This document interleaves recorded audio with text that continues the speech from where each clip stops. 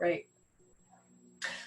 Yeah, so Marshawn, if you want to just tell us a little bit about some of your research, but I'm very interested in what you found out about what, as we try to build our diverse communities, what your research is saying about what young Black men are looking for in a choral experience. Yeah, thank you, Arlie. I appreciate it. Part of my research it's qualitative specifically because I wanted to hear the voices of young Black men. So I appreciate you reaching out to hear the voice of a young Black man. So I appreciate that.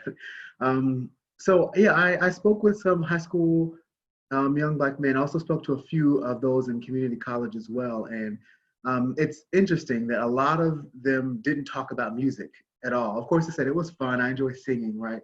But the things that really came out in the research was community. And they talked specifically about the ability to connect with other people was important.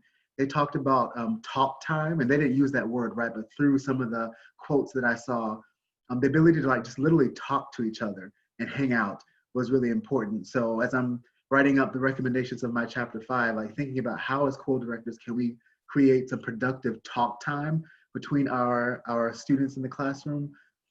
They also talked about that the community and the connection with their peers allows them to express authenticity. And that was really, really important for me to dig into.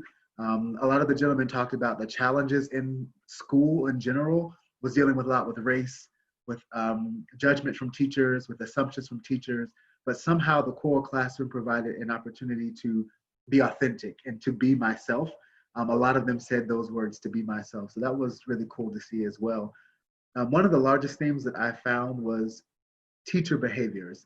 Us as choral directors, the way that we behave, the way that we speak to the young men, the way that we engage with them really influences their ability to show up in the classroom. And that actually influences the recruitment element, right? I'm not a recruitment expert, but a lot of the young men talked about finding other young men and telling them about the course teacher and going and talk about their family and going back to their church and bringing other people. So cultivating strong relationships in the choral classroom actually can create ripples of recruitment because they're spreading the word about you as a person and as a teacher. And I know a lot of times we say not to, we don't want them connecting directly to us, right? We want them to be engrossed in the music. And young Black men are saying, I love my course teacher. So why not take advantage of that and build relationships with him? One young man was like, I'll do anything for Mr. Smith, I'll call him. He's my dog, right? I'll do anything for him. So that was really cool to see that teacher behaviors and the way that teachers work with them is important. I also talked a little bit about teacher self-efficacy. And of course, the young men didn't say that word, but they talked about my teacher believing in me, my teacher giving me rides home, my teacher bringing us snacks, my teacher doing all of these things, right, and showing that they care really contributes to their ability to be successful and build community in the choral classroom. I'll go on for days, so I'll stop for a moment and just see if I'm way off or how I'm doing, and then. You know, I appreciate your voice sharing that information. I think in my circumstance, I've been so desperate for trying to fashion what recruitment looks like. Like, where do I get the emails from? That in some ways I haven't been stepping back and looking at a big picture of asking questions like, how do I initiate that relationship with students I've not met? What would talk time look like online, and that caring, how would I express my caring? And my fear is like FERPA rules, like, oh, I'd hate to, you know, phone somebody at their home and break those sort of boundaries. I'm going to come back to Marshawn, but I would be interested in Jen sharing a little bit about how she contacted some of her constituent students, particularly talking in terms of outreach, and then I'd like to revisit how we build the community. All right, thanks, Arlie. I have so many ideas, so stop me if I go too long, just say that's enough. So we've done a lot of things at Bakersfield College. So I made a list so I wouldn't forget. The first thing, the first thing that I think was really effective was we have Starfish. I don't know if any of you have Starfish, but we used Starfish, which is a way to see what students have taken, if they're enrolled in fall, if they, just all kinds of information about them. But there's lots of ways to get that information. And we did a big campaign and we contacted every declared music major. So that was over 240 individuals. By Which email was, or individually? either email or text. It depended on if we already knew them. So it was any declared majors. So that doesn't mean they're like, we have 80 declared majors that we have in our audition, like that are currently going through the program. But there are over 200 in the college that have declared music, who haven't auditioned yet or whatever. So it was a way to kind of weed through who really isn't a music major, get them on the right path, but really focus on our majors. And a lot of them were just not sure if they wanted to sign up for fall yet. And so our enrollment numbers have been down. But through this process, our performing arts enrollment numbers have really come up. And I've found about 4 of our former voice majors who had just lost their way through the course, actually 5 now, that are coming back in fall. So that's 5 new voice majors, and that doesn't even count the instrumental majors. So I divided and conquered adjunct and full-time faculty, and one of the counselors, plus our DA3, helped contact all of these majors. I've contacted 65 myself. So it was a huge endeavor, but it has really paid off, and it has made the performing arts department kind of a model for the college, which is always a good thing when we suddenly are talked about in department meetings and by the president and in her weekly blog. Those are all really good things. So that's one of the things. Go ahead. Oh, I was just going to ask, so did you have, you got those, Starfish is new to me. I don't know what that is. So I'm guessing it's some like ed plan kind of access, that kind of thing. And then secondly, I know we were just recently at my college able to get student lists from our deans of declared majors. I'm wondering if you had any issue with people going, hey, that's private information, or that shouldn't be circulated. Any issues that way? I checked into that. They said there were no issues with doing that, so we just pressed forward.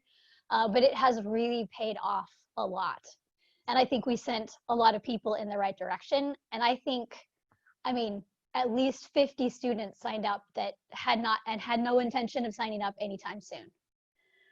So Wow. we got them into transfer math or transfer English. It was fantastic. And it sounds like a lot of time, but really I made a couple different emails. One for people that I didn't think could be a music major that haven't taken a single music class. One for my music majors. And then I just copied and pasted those different emails. So I wasn't sitting there typing 1,000 emails basically. So I tried to make it as easy for the faculty as I could. And they gave us a change of major form, and they just sent that right over to the counselor, and it actually went really smoothly. So that was one thing. Another thing that I decided to do was write an article in the Community Voices part of our paper. So the Bakersfield Californian has a Community Voices section. And so I wrote a piece about what performing arts did this past semester. So the jazz program did something really cool. Our play, they made it an audio play instead of a live play because of everything that was going on. They just did some really creative things. So I wrote about that, and then it got published in the paper, and then we all shared it like crazy. So that went out, and it created so much awareness in the community. I've had emails and texts and phone calls that I never expected. So that was another really good way. I don't know if you have all of your high school directors' emails in your area, but I've been going back and forth with them, and some of them have either sent me an email of a student that said that was okay, or they sent an email to the student, and then the student then sent an email to me. So anyone that was thinking about being a major or thinking about being in choir, so I've got a pool of students that I'm communicating with, but I got that information from the high school directors. And they were pretty happy to, you know, pass their students' names on because they obviously want them to keep singing. They obviously want them to find community at college and things like that. And so that has been a huge help. So I'm communicating with all of those students, and we have a remote applied audition process. So our website, and that's the other thing, our website, we updated our website with all the current information about how to audition and what to do. And then I have a website that has tons of pictures and part recordings and recordings of us and just all kinds of things that I direct the students to go look at. And then I also have a YouTube channel for the Bakersfield College Choirs, which I know many of you do. And so I made a spring video with music behind it from our performance at CASMEC.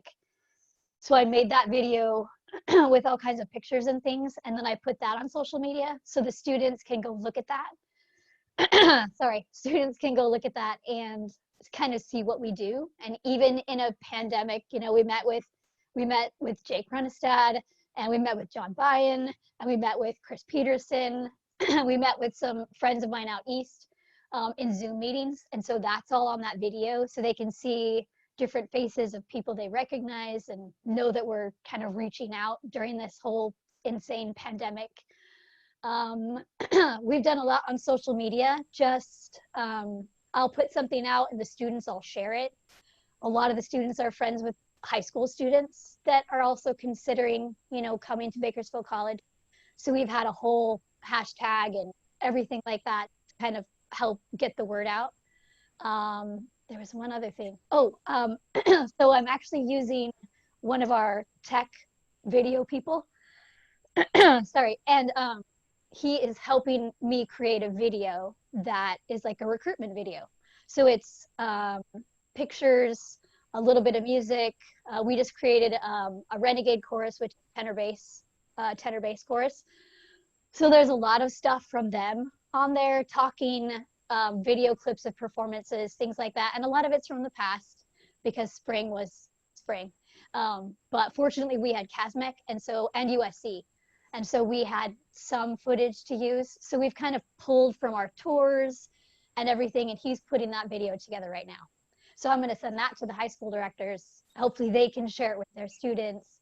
And the last thing I was going to say is I use GroupMe to communicate with my chamber sing, well, with all of the choirs, but chamber singers is just an ongoing all year long kind of thing.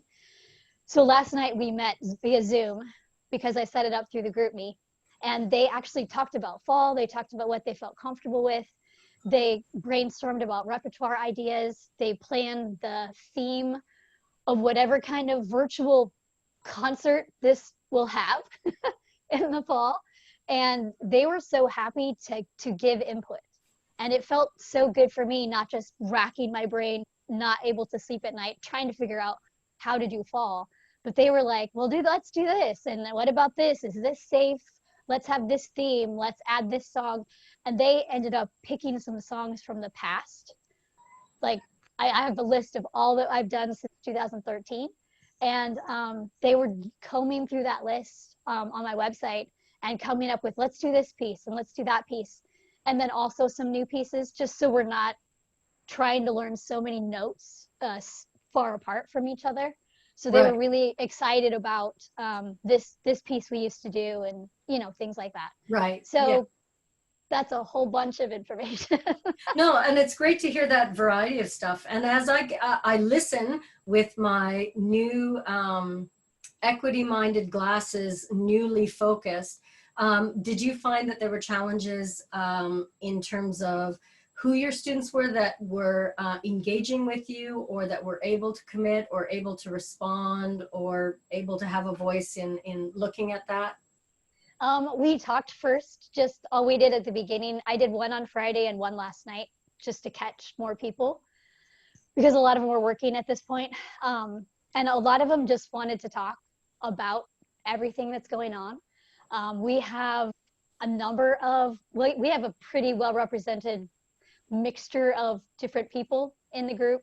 And so they all just kind of wanted to talk, and they really wanted whatever we do fall to be about coming together, about unity, about representing all people, and things like that. And so that was a really good conversation to have at the beginning. Cool. And I think they felt like it was really nice to be able to just say what they want to say. Yeah. And this is a really tight knit family kind of group. And so, you know, a few of them actually shed some tears, and we're going to do it. I'll offer a Zoom every week just to have them have a place to be a sounding board or suggest ideas or anything like that. That's amazing, Jen. And it really sounds like you're connecting in a way that Marshawn was saying that his research was sort of highlighting, and that our singers want that connection with each other. They want a voice and that sort of thing. And I think that's really cool. I appreciate you giving all of those concrete ideas as well. That kind of leads me into the sort of next area that we wanted to discuss, which was some of the ideas about what could rehearsals look like. And I've talked to a couple of you beforehand to sort of share quickly some of the models that you were looking at.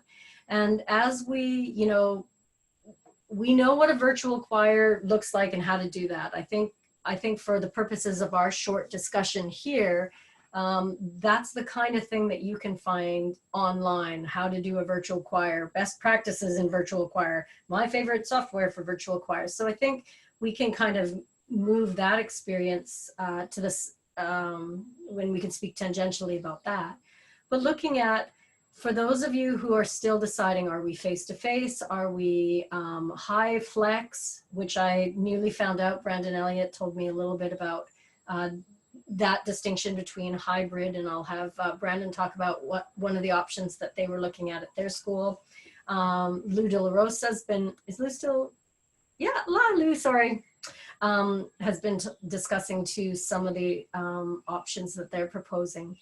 So as you're sharing, I'm gonna sort of turn my listening ear to what challenges do I see in various different options that might inhibit access or equity or inclusivity. But yeah, this is great information to share. Maybe Brendan, do you want to talk about basically the overview of what you guys had planned and where things stand with that now? Yeah, so I'm sure like with a lot of you, things are changing weekly depending on, what county you're in and what your public health directors are telling the colleges.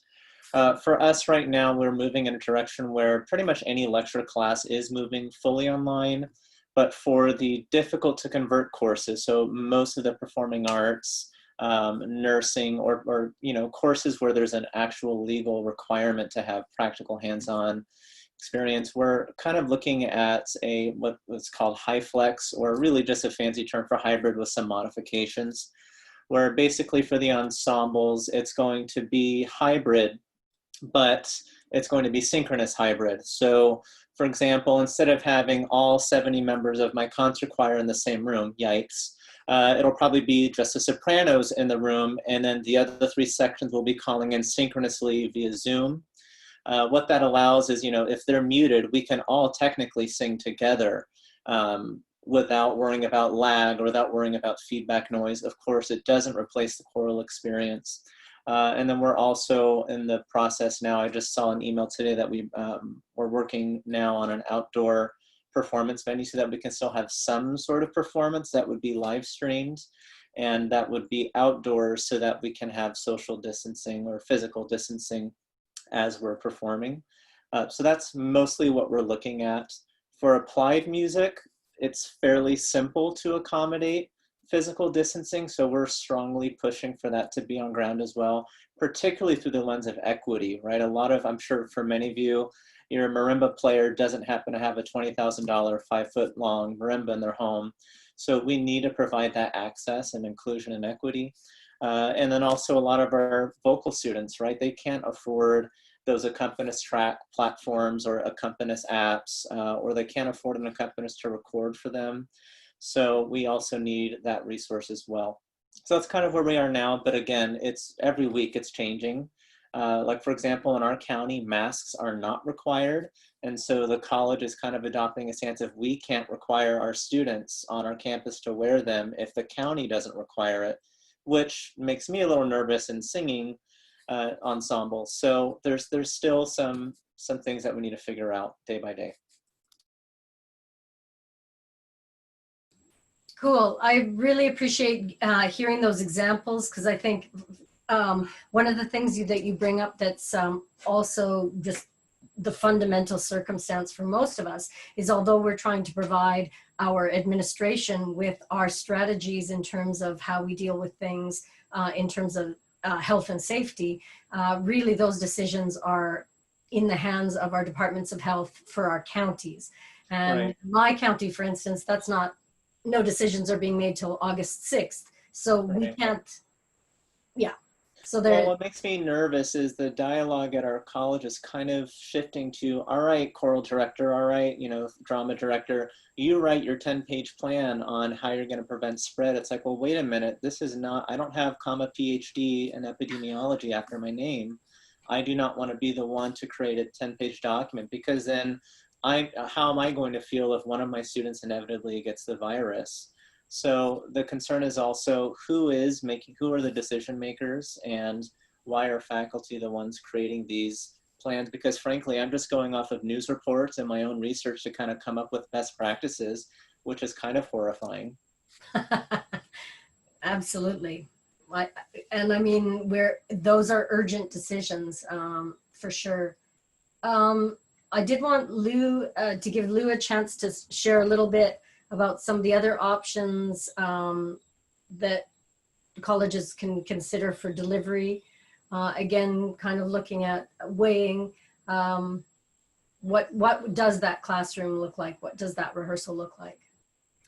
Thank you. So in their infinite wisdom, the national leadership asked me to work with Edie Copley in coming up with responses on the collegiate side. So the two of us have taken this on.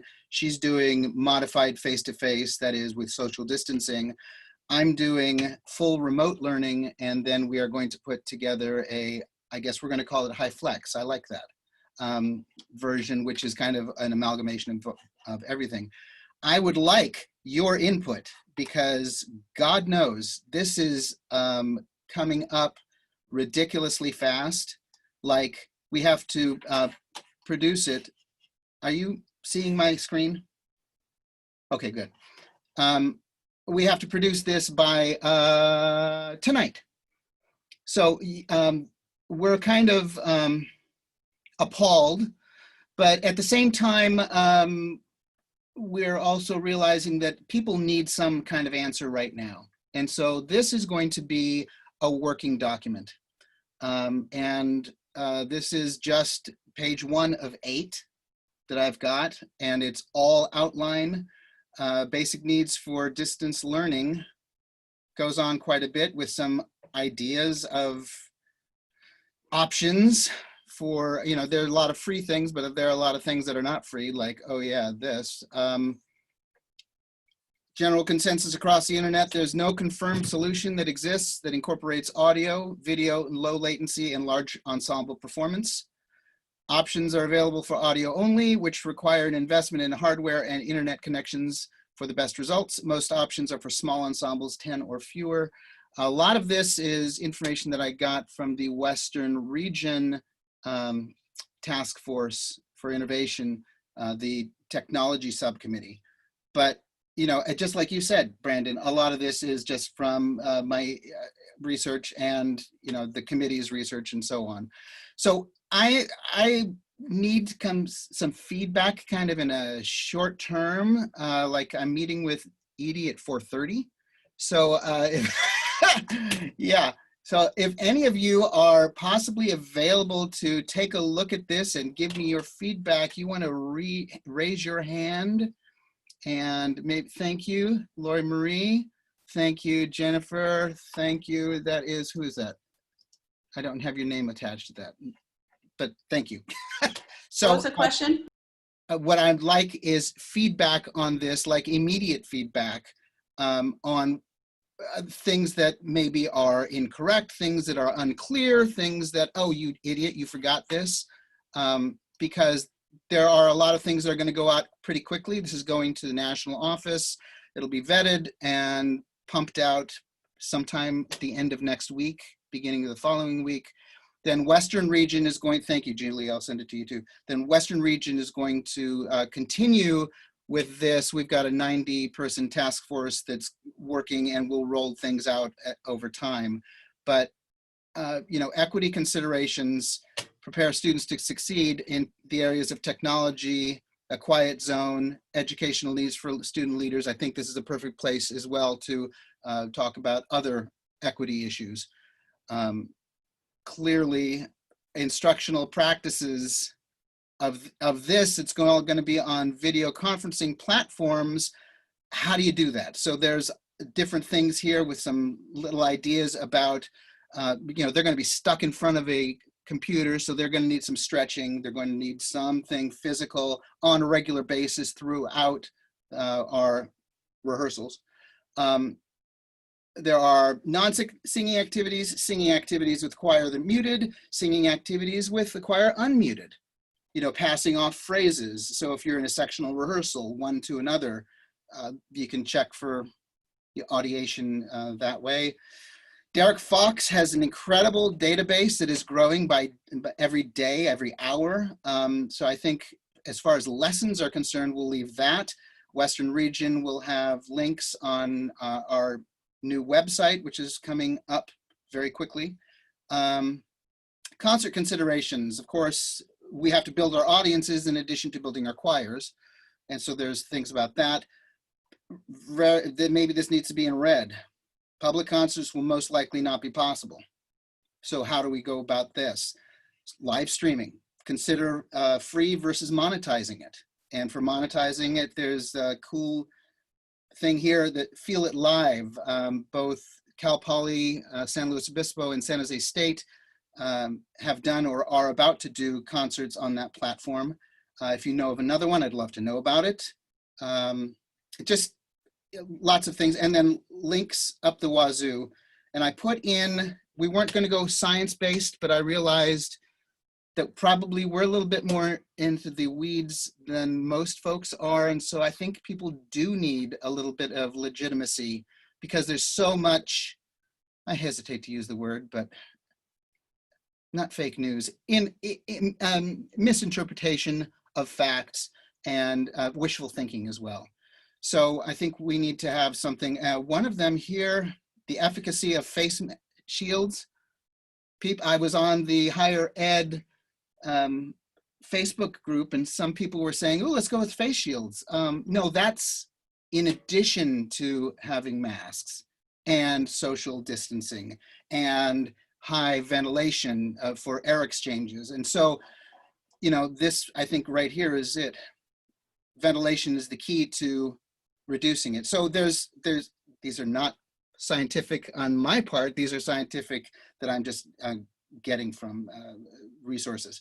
So anyway, lots of them there. And then who I got stuff from for technology. And then there you go. So I don't want to take any more time on this, except to say, if you are interested, can you please in the chat put your email address there, and I will send this to you. And if you could send it back like in 45 minutes, that would be great. That's awesome. And Lou's done a lot of work to be this sort of compiler of information and direct it for our use. And to share more broadly. And I think those are really valuable. The last thing that he had on the list was, you know, some copyright issues in terms of repertoire and that sort of thing. And that was my last area that I did want to sort of bring to the table.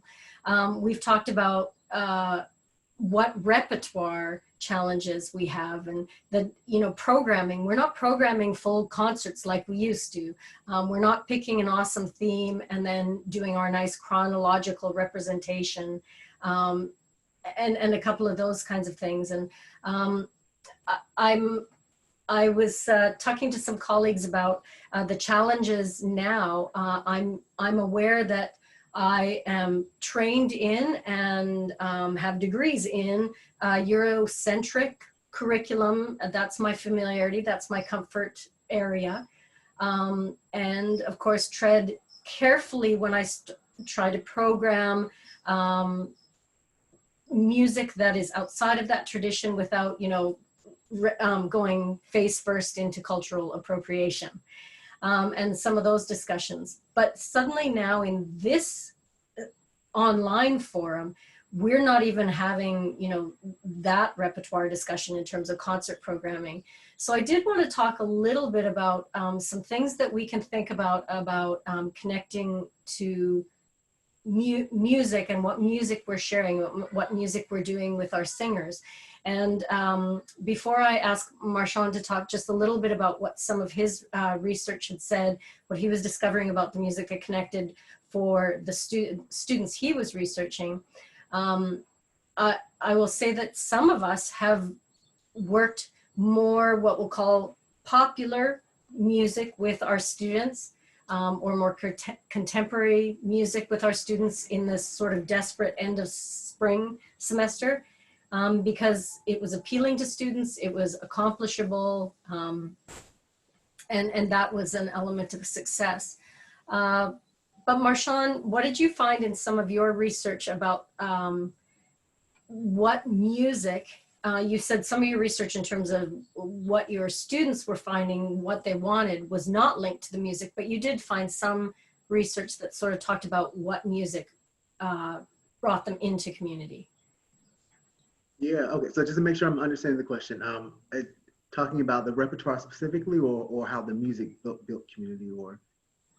Oh, you know, actually either. Okay. Yeah, because I was thinking about, yeah, some of the, you covered a bit of both in your session. Okay. So yeah, in terms of repertoire, when we talk about being culturally sensitive, a lot of folks think, let's throw in the spiritual at the very end of the concert to have a showstopper, and then we are, you know, being sensitive to culture. And in fact, the young men are saying, like, we like all types of music, right? We're not just excited for gospel or for spirituals or whatever, but it's in how the teacher delivers the music that supports my cultural identity and my and who I am as a person. So specifically thinking about the history and the culture. So there's nothing wrong with Brahms or Bach or whatever, but what's happening on the other side of the country? What's happening on other parts of the world while this music is being written? What are Black folks doing? What are they experiencing? What are Asian folks experiencing at the time of this music? And how does that influence the way we perform the music? And then of course, oh, I just lost the last point.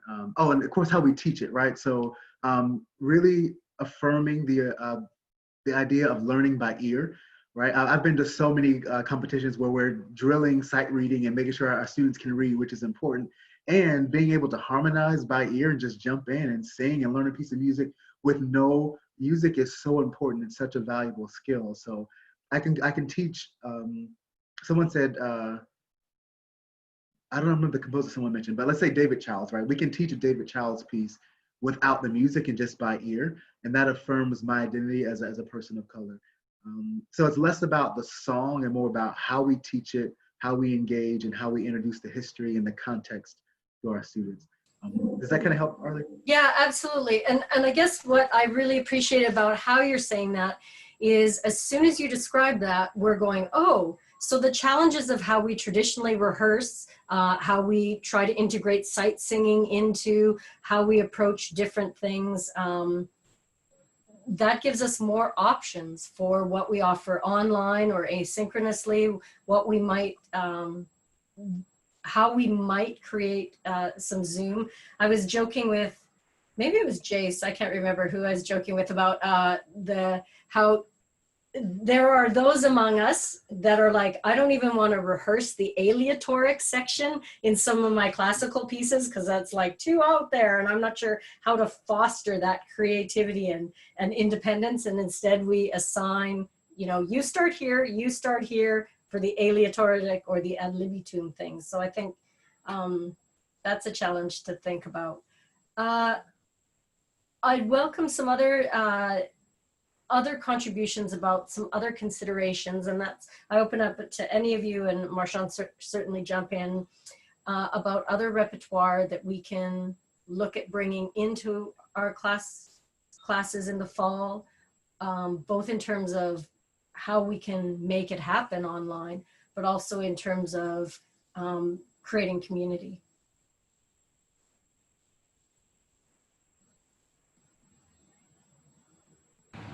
I'll go. So one of the things that we did early on in the move to COVID is that I had them work in sections to develop a mini concert. And so that was a way for me to sort of see what they were like interested in watching on YouTube. And it also gave them a great opportunity to get to know each other within the section in a different way. So they had like a week, and then they had to come up with a concert title, 15 minutes of music, and then pick the order. And that was a really like high engagement on that, and just like everyone really was like super excited about it. So that was. And that sounds very much like Julie. I stole basically that model straight from Julie and had great success in giving my singers a voice to contribute to what music they valued, and it was all across the map. Yeah.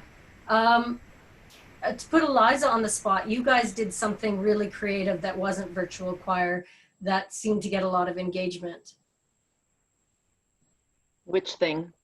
Oh, the improvisation thing. Okay, yeah, because sorry, we also did, we did a couple of things that everybody was asked to participate in if they were able, and then I gave them things to choose from as final projects for the semester, which included program your own concert on a theme that's meaningful to you. And one of the projects, just as a quick side note, was create a piece of publicity or recruiting material that we can use in the fall. And they came up with all this amazing creative stuff using media that I don't do or that I wouldn't be comfortable with. Or they went to each other and got quotes about what choir means to you, and they made brochures and they made art and they made TikTok videos. It was really fun.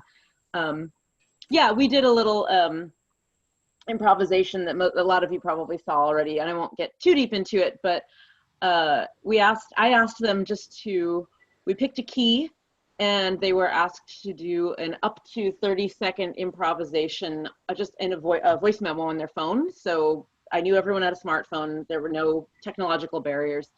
And then we sent them all to our recording techniques class because they were needing projects that they could do from home too. So they took all of this raw material, all these different clips, and combined them in different ways and made all these cool things, cool mix tracks with them. And I chose a couple and made slideshows and stuff like that. It was just a little bit different from a traditional virtual choir, and it was actually a much sort of lower barrier to entry, and pretty much everybody did it and enjoyed it.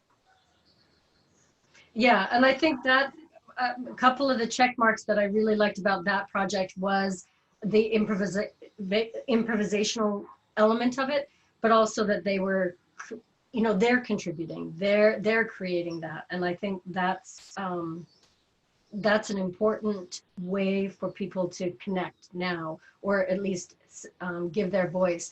Michael and Julie and many of you that did the concert thing, it was amazing to see who participated and how they participated and how enthusiastic they were to offer their opinions and value judgments. Other things to share as we're considering new ways to approach bringing repertoire into our teaching for this next year. How are you getting the repertoire to them? Like, have you guys, in terms of access? Because I have some students that one of the reasons improvisation is really valuable is they don't have two devices to watch the Zoom and look at music at the same time. I can mail it to them. We didn't have that luxury of time this spring. What options are you guys looking at with some of those limitations?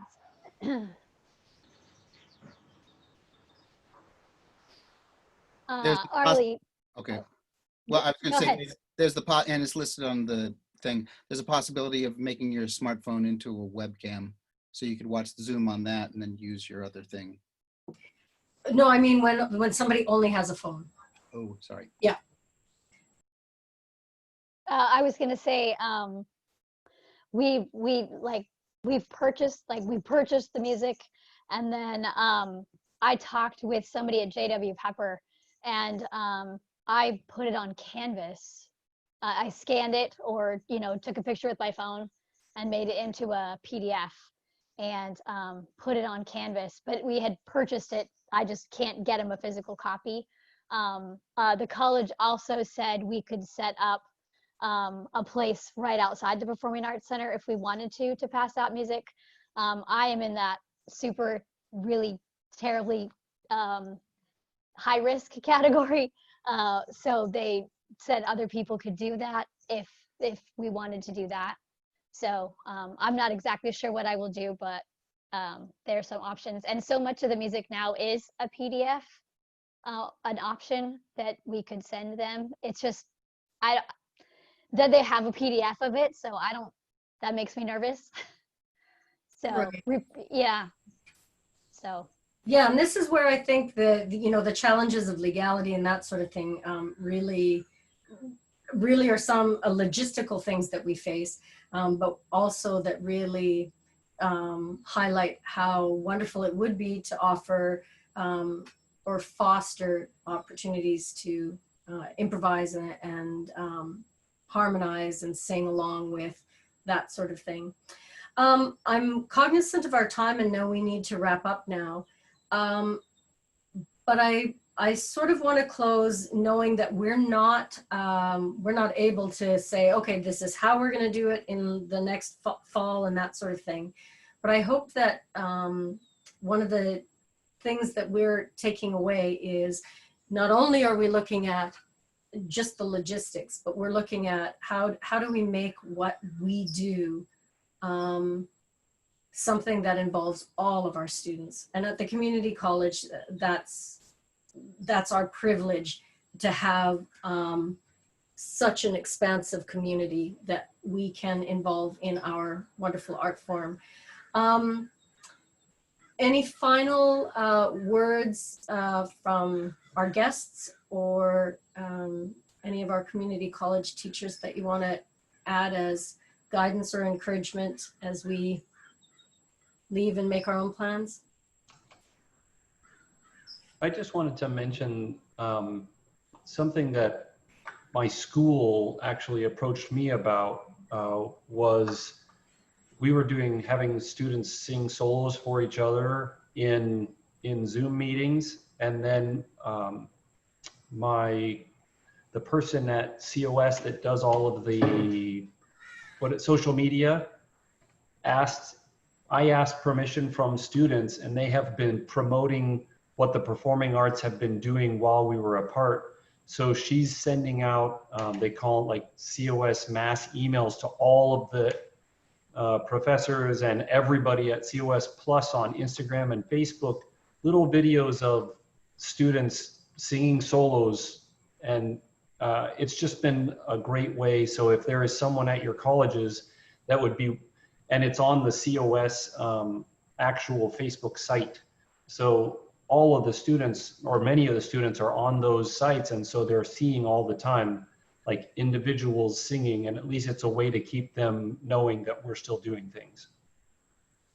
Awesome. Thanks, John.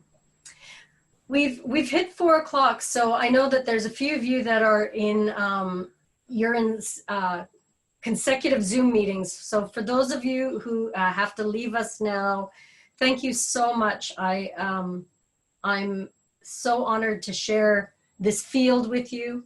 And thank you to our guests. Jace had to leave. Marshawn, so glad you're here.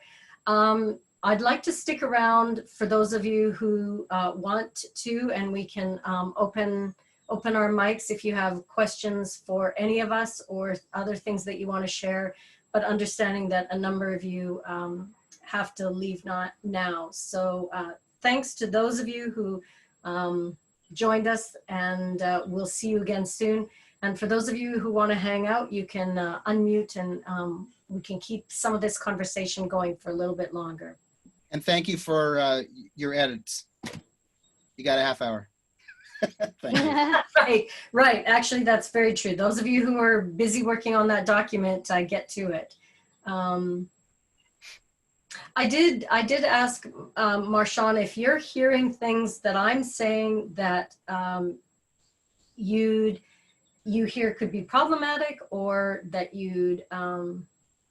or things that I've suggested that you might want me to take another look at, especially in light of what we know our underrepresented populations are feeling about choir.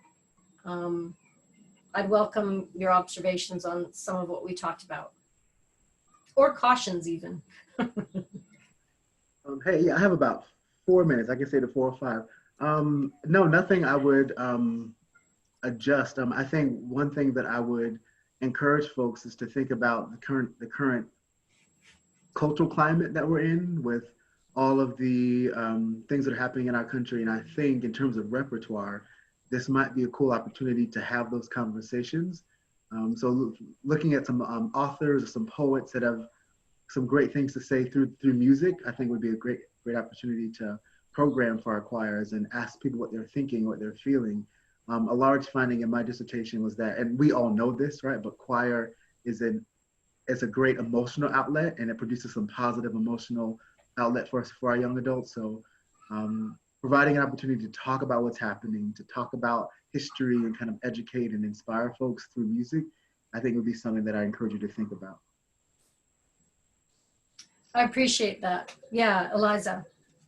Yeah, I don't know exactly what this is going to look like in my life yet, but I have long felt and tried to respond to the feeling that often the single hardest part of being an ally in whatever situation, especially for those of us who chose a profession where we like to be the leader and we like to be in the front and talking, the hardest part is stepping back and just saying, going to let you be in charge for a little bit. I'm thinking a lot about how I'm going to do that with my community chorus in the fall, but also with my community college students.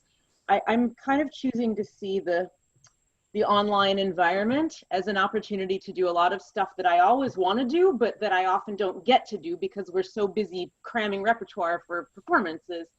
And in that sense only, not in a larger sense, it's kind of a gift. So, you know, I'm actually I'm really not that worried about how much singing we do in the fall. We're going to do a lot of listening, and it's not just going to be listening to stuff that I choose. I really want to find a lot of projects that will allow the students to take the lead. And I think it's a great, if those of you who were at Echo a couple of years ago when Betsy Cook Weber was the guest, you know, one of her coolest sessions was the one about just sort of decentralizing authority in the rehearsal room. And it's so hard to do, but I feel like it's going to be such a great thing for us to do. And we have the perfect opportunity to do it this semester, and then to learn from that and keep elements of that long after we go back into the classroom. So I'm actually kind of excited about that. But I like, if any of you come up with really specific, cool ways of doing that, I'd love to learn from your experiences also, your ideas. Yeah, same. I appreciate you saying that, because that's, for me, I have like the bossy, organizing part of me is like, yay, look at all the things I can do to facilitate other voices. Like, yeah, it's a big learning curve for me too. Yeah.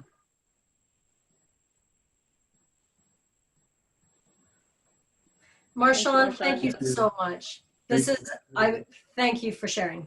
I appreciate that. That's been awesome. We'll connect again. Thank you. Okay, bye-bye. Yeah, we've got a few other folks here that would love to hear from you guys, especially those of you who are battling some of these same things. What your current thoughts are in light of the world we're living in this minute. Oh, yay.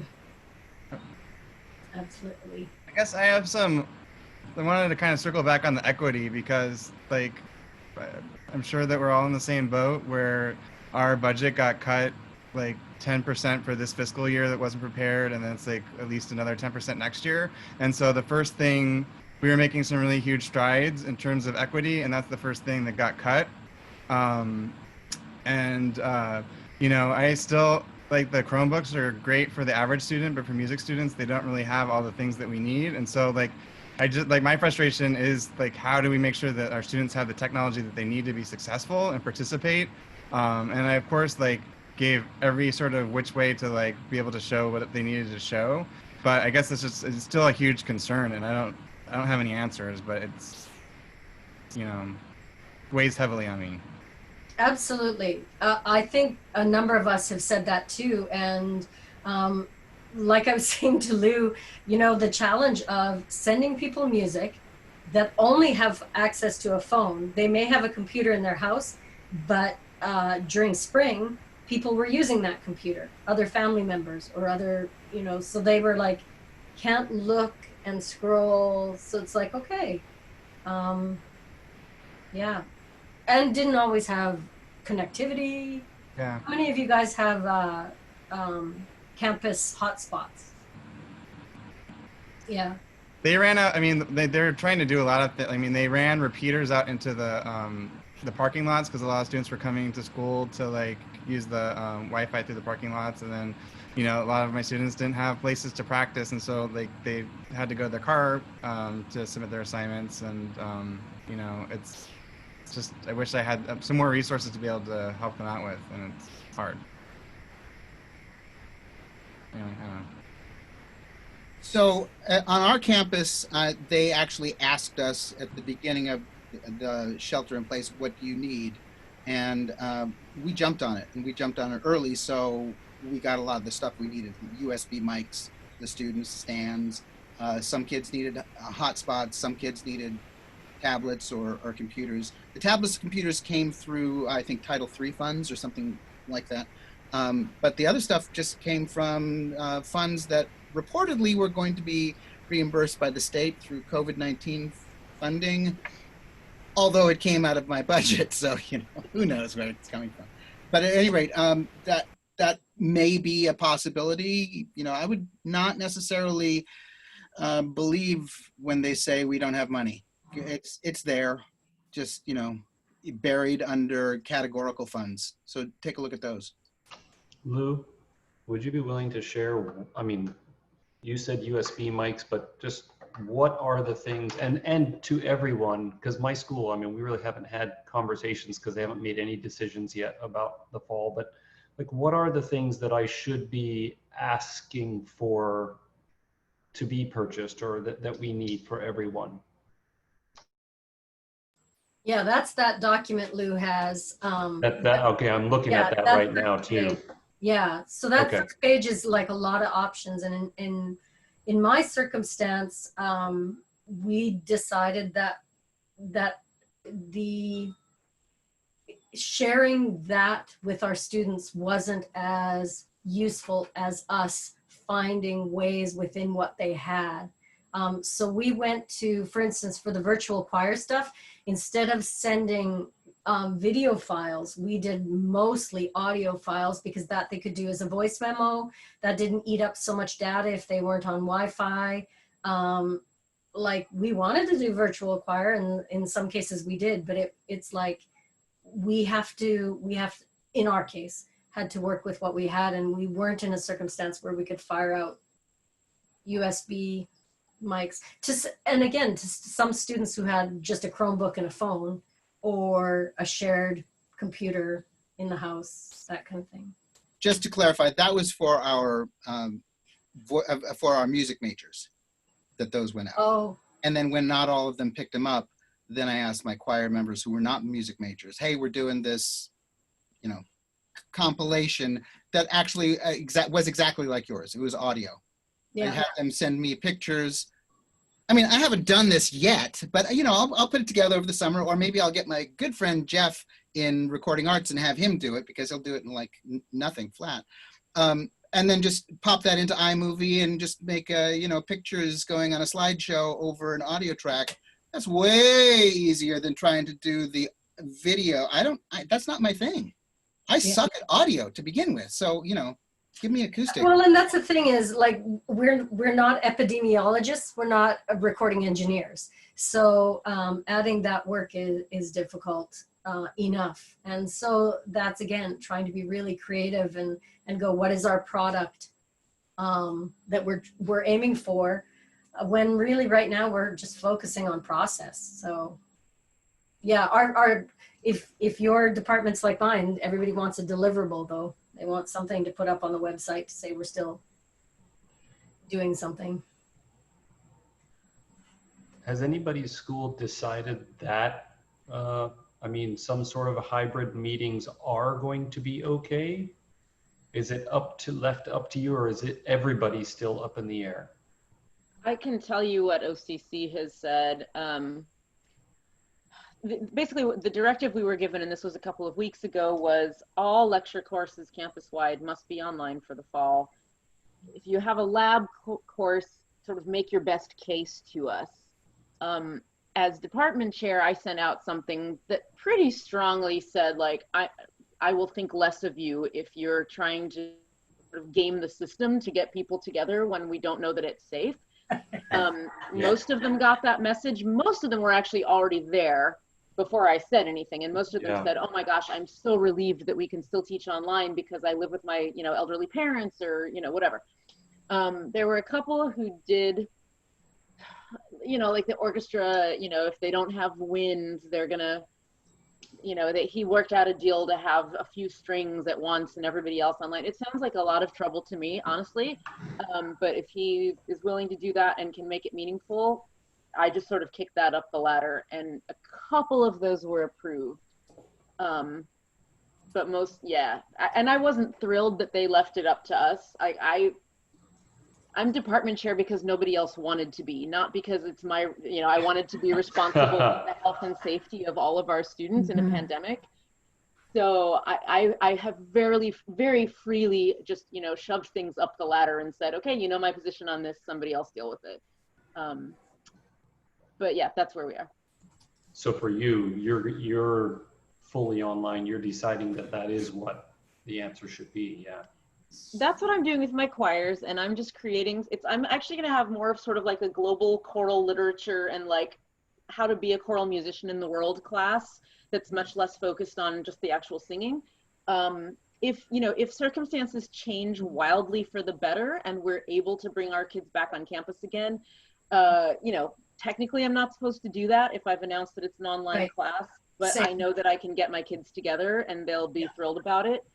So I'd love for that to happen. I'm just not. That's the same case in our district. Our district right away said, let's just start with all online and make your case for lab courses in person. And so as like, and Liza knows, and I've shared with a bunch of you, when talking to my dean and finding out that they were canceling ceramics class, just canceling it. They're like, can't do it online and we're not bringing you in. That the fear of God in me, because then does that mean ceramics is done forever? And our admin is like, no, it's just like, just don't. But there's been some discussion about, okay, well, maybe we'll have you on campus when the county Department of Health has decided that. And so what that might be. Anybody else have like full determinations? Christina. I've been going back and forth with Reedley College and I'm new there. So it's just extra tricky for me because I want to establish relationships with students that I have no idea who they are and they don't know who I am. But also I have the benefit of having a small program. I think there's like 20 students in the choir if I'm lucky to start out. And so, and like my theory and ear training classes, I believe there's max 5 students. So I feel like I have a little flexibility in meeting in person because I can make sure that there is distancing. But what I've asked is to do hybrids pretty much for everything, where I might see the students once a week for things that don't involve, singing, for instance, in oral skills, ear training, and then do online once a week. And then with choir, my request is that they list it as fully online, but with a note of meeting in person as assigned. So because it has to be really clear in the schedule, but you can do it that way. So I hope to have sectionals like once a week where I have 4 or 5 students at a time.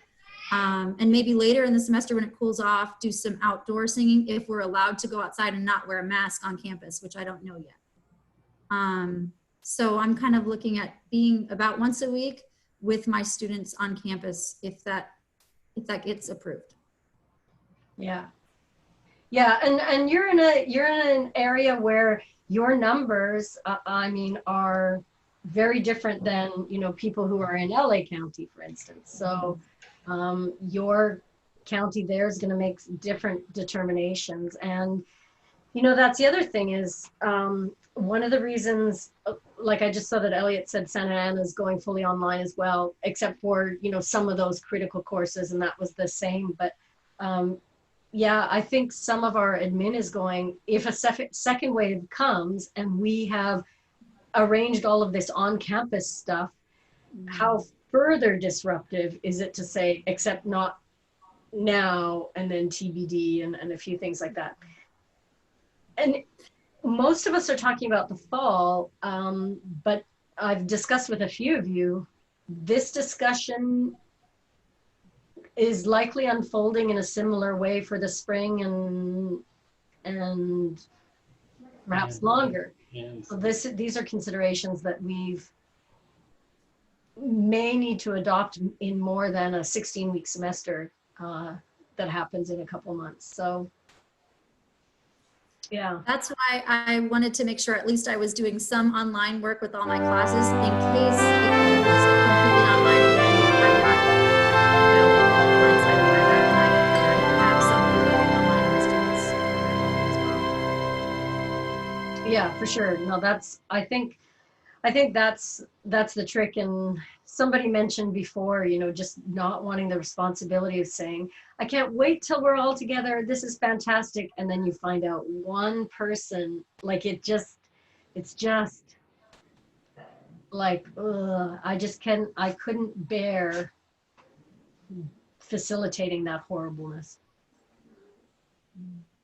Just that potential is just too terrifying. Yeah. Well, I had talked to a couple of you guys before and said there's so much to cover that we're going to have to meet somehow somewhere else. In some cases, we still don't know what our delivery models are in the fall. So it's like we're guessing. But the other thing is in small groups that are like as small as we are now, like 10 people, 11 people, this is where we can sort of have conversations. So we had talked about having breakout groups where we're just sharing some stuff and we can get into some nitty gritty too, which we may do. Anything else for the good of the order? Arlie, have we just been, I'm sorry, I had to pop out and so I came in late. Are we just sharing kind of what's going on in our program in the fall? Yeah, right now we were just sharing with what we know our schools are doing and what we were hoping to do. Yeah. Well, again, I apologize for having to leave. I missed all the good stuff, but I thought I would just mention that I was trying to, for the fall, I'm trying to continue what we did here in the spring, but hopefully in a more organized manner with the virtual choir project, but a little more aimed maybe with a dramatic element to it. So we're doing audio and video separately so that students can record their audio. We compile a master track, then they record video to that, which frees them up to move around, mess around, and create a character. So this semester we were trying to salvage whatever we could of Pirates of Penzance. Next semester it's going to be Halloween themed, so just a little more of that messing around stuff, Time Warp, Nightmare Before Christmas. So it'll be a little lighter than this semester was with Gilbert and Sullivan. Yeah, that sounds cool. And again, going a little lighter, we had Beethoven 9 on our to-do list during COVID. Not going to do that as a virtual choir. do not feel that that's a good experience. Learning quartets, that's fine. Yeah. So to say what a journey I've had early on, I went, well, you know, all those part tracks are online. Like, hey, maybe that'll you know, be a possibility. But yeah, I think we're all shifting that. Oh, hey, Ben, hi. Hi, Ali. Welcome. We were just sharing a little bit of what we've wrapped up, and a few of us stragglers are sharing what we're doing at our schools in the fall, whether we're online or whether it's been decided yet. See you, Lou. Thank you. Yeah, sorry, I'm late. Do you have can you send me the record of this meeting, please? Yeah. Yeah, absolutely. Hi, Elliot. Small world. All right. Do you know if you guys are, Ben, do you know if you guys are all online yet? Or if you're meeting face to face? Okay. Right now is limited face to face, but I don't think I can get any. I will try to get the vocal class face to face, but the choir, I cannot have like 20 people in Right. our rehearsal hall. I don't think I can get that. Yeah. For those of you who don't know you, where are you at, and how many Yes, choirs do you have? I'm very close to Elliot. I'm at Santiago Canyon College. Yeah, so we're, lots of us have the challenge of having, bye, Julie, thank you. Oh, and thanks, was that Michael that I didn't see say bye? Yeah, lots of us are facing that same sort of challenge in terms of, you know, where do we find the space to bring people together? But for some of us, we're waiting on our county's determination. What county are you in? I'm in Orange County. Oh, yeah. Okay, Same so, county with Elliot. right. And that would be the same as Orange Coast, where Eliza was. So it's your county of Department of Health will make determinations that your district will make decisions on. So, yeah. My district was very slow to make that decision. Yeah.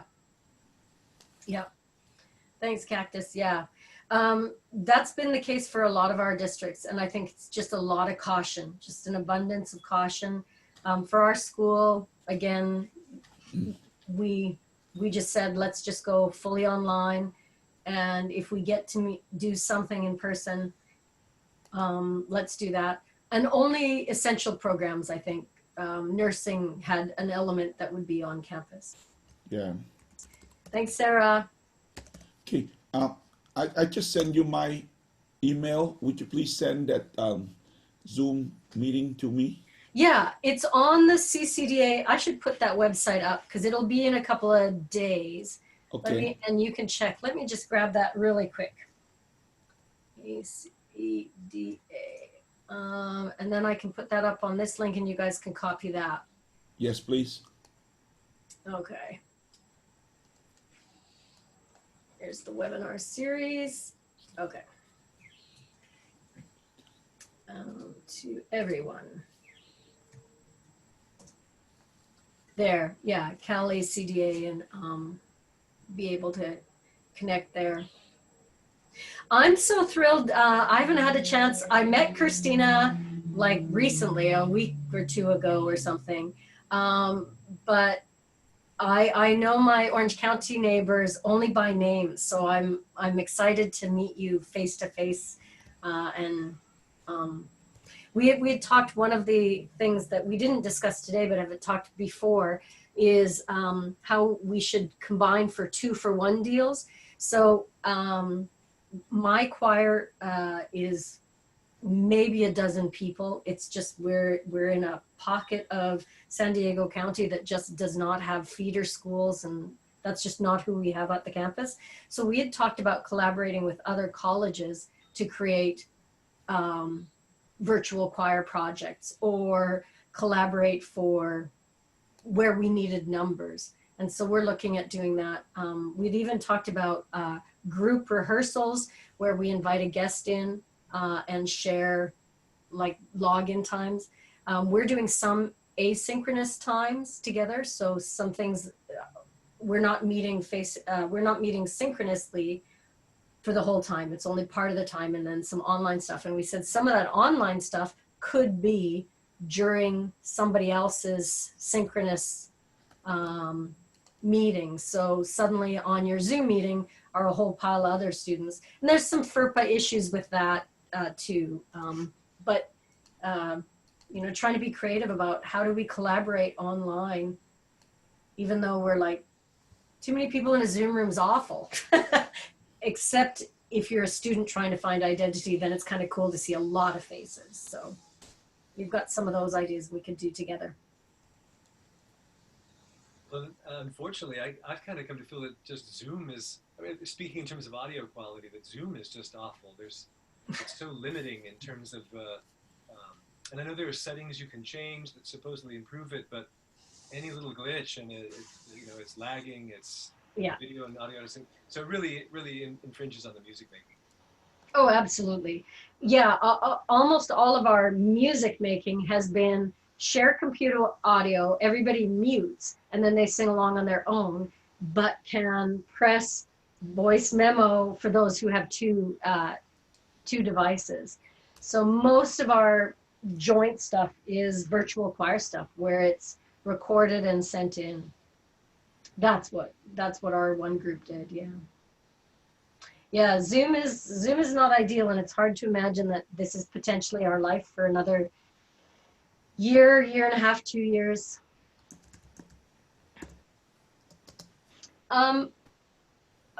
Do you guys have a knowledge of who's in your choir in the fall? Have you already recruited or? Yeah. Registration really has just pretty recently opened up, and it's the numbers are scary, but it's early enough that they're kind of always low at this point. So. Well, in the community college system, we know that the history is that numbers explode during economic downturns. And so we, at my college, we've been open registration for a bit. We've got 1,500 students on waiting lists. So we're adding sections. However, in music, we have like 0 people in some of our ensembles. So we haven't created that community yet that we need to. Yeah, that's. I'm gonna email everyone from last year, get the names of everyone, just so that I reach out to them this month and tell them what my plans are and all of that. And I'm wondering about getting some information from registration about students that, you know, did high school choir, and send kind of mass emails out to them as well. Well, we don't have, most of us don't have the high school choral information, but we have, registrars have all the list of what their declared major is. And that usually has to be requested through your admin. Like I couldn't go directly to registration and say, can you send me all the music majors? But like the admin could. So my dean, for instance, got us all our lists, and then our registrar got those out to us. And it was a zoo, but you know, it was an absolute zoo because we had 400 people on that list of majors, and 20 are in my choir. What? Yeah, so that are declared music majors. What? Yeah. Wow. So that's that's what Jen was saying. Earlier, Jen Garrett from Bakersfield was talking about stuff they've done to really build their program, which has been awesome. Well, I'll have to watch that on the video because I missed that part. Yeah. Oh, that's what I was going to say. So this recording, yeah, you'll be able to go back, and it was basically just 3 to 4. We did some introductions. You'll see a few other people there. And then we wrapped up around 4, and I just kept blabbing because I couldn't resist like connecting. Really cool. Well, thank you for inviting us, and this has been great. Yeah, absolutely. And we've got some CCDA stuff in the summer some online stuff, and some of it will be just to your college. So it'd be great to connect through CCDA this summer too. Thank Yay, you. team. Thanks. Good to visit you guys. Yeah. Take good care. Bye.